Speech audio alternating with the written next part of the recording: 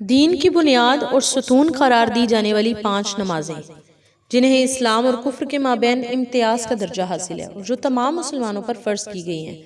دراصل اللہ تعالیٰ کے برگزیدہ انبیاء کے ان سجدہ ہائے شکر کی یاد منانے سے عبارت ہیں جو انہوں نے اللہ رب العزت کی بارگاہ میں مختلف مواقع پر بصورت نوافل ادا کیے۔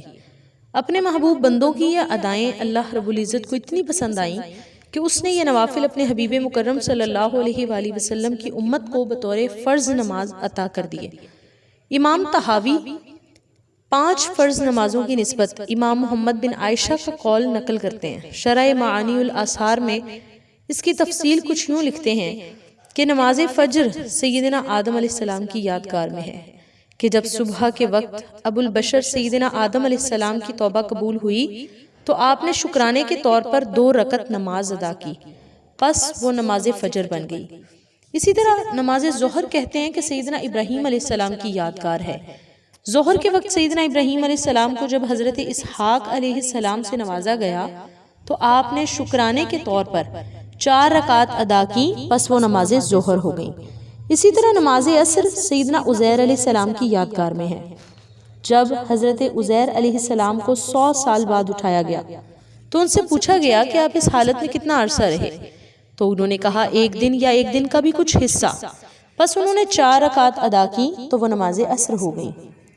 یہ بھی کہا گیا ہے کہ حضرت عزیر اور داؤد علیہ السلام کی مغرب کے وقت مغفرت ہوئی تو انہوں نے شکرانے کے طور پر 4 رکعات نماز شروع کی، مگر نکاہت و کمزوری کے باعث تھک کر تیسری رکعت میں بیٹھ گئے۔ اس طرح 3 رکعات ادا کی، چوتھی رکعت مکمل نہ ہو سکی، پس وہ نماز مغرب ہو گئی۔ پھر نماز عشاء تاجدار کائنات صلی اللہ علیہ وآلہ وسلم کی یادگار ہے۔ جس ہستی نے سب سے پہلے آخری نماز یعنی نماز عشاء ادا کی وہ ہمارے محبوب نبی حضرت محمد مصطفیٰ صلی اللہ علیہ وآلہ وسلم ہے۔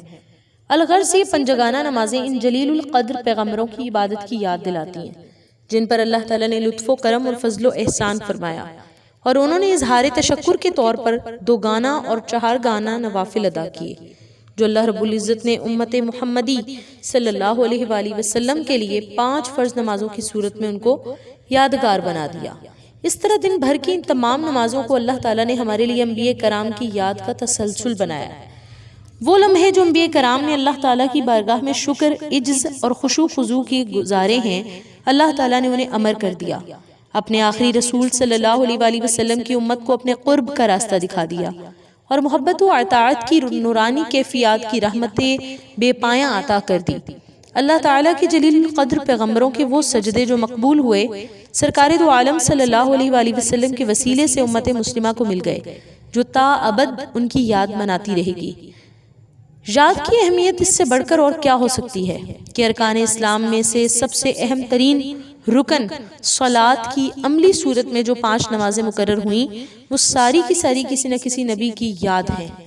پس معلوم ہوا کہ مقبولان بارگاہ ایزدی سے منسوب کسی عمل یا واقعے کی یاد منانا اسلام میں نہ صرف جائز ہے بلکہ دین اسلام کی بنیادی فکر و فلسفہ کا تقاضا بھی ہے۔